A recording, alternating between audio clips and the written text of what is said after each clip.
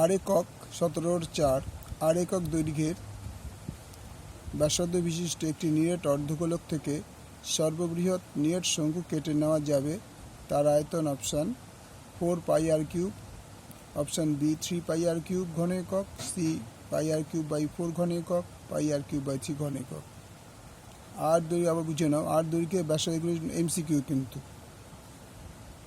MCQ ব্যাসার্ধ বিশিষ্ট নিরেট অর্ধগোলক থেকে সর্ববৃহৎ, তার মানে নিরেট একটা অর্ধগোলক, একটা অর্ধগোলক তৈরি করা হলো।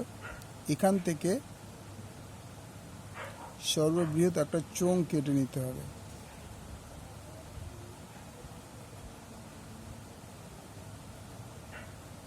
মনে করি নিরেট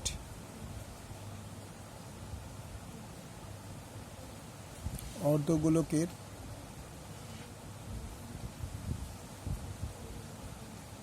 ব্যাসার্ধ ইকুয়াল টু আর একক।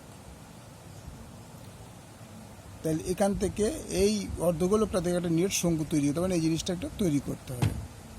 তাহলে আমরা একটা পরিষ্কার জিনিস বুঝতে পারছি যে এই পুরোটা হচ্ছে, যদি এই শঙ্কুটা যদি আমরা হিসাব করি,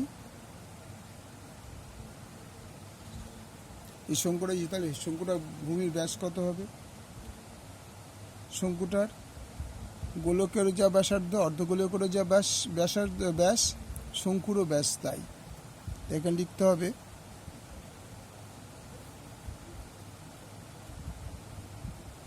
অর্ধ গোলকের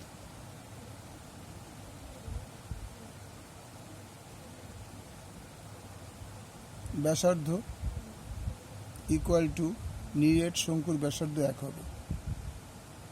নিরেট শঙ্কুর ব্যাসার্ধ ইকুয়াল টু আর একক। তার মানে হচ্ছে অর্ধগোলকের ব্যাসার্ধ আর একক, শঙ্কুর ব্যাসার্ধ আর একক। এবার কি বলেছে? বলছে অর্ধগোলক থেকে সর্ববৃহৎ নিরেট শঙ্কু কেটে নেওয়া হলো, তার মানে কি? তার আয়তন। তার মানে কি আমার শঙ্কুর উচ্চতাটা এইটা চাই,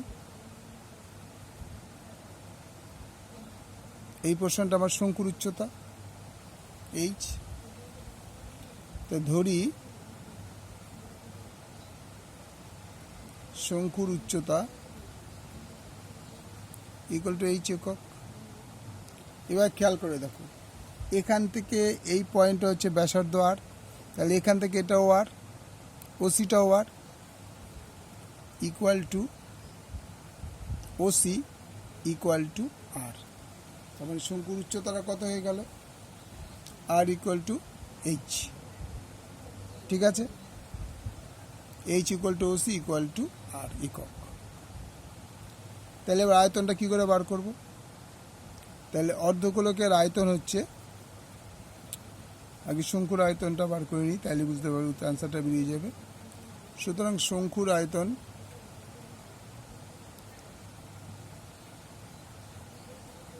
one by 3 pi r square H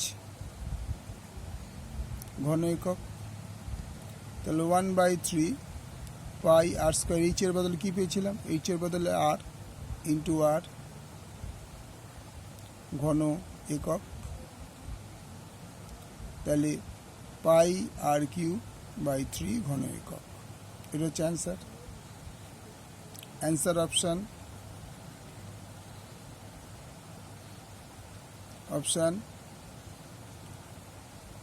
π/3 R cube, D πr3/3, D option.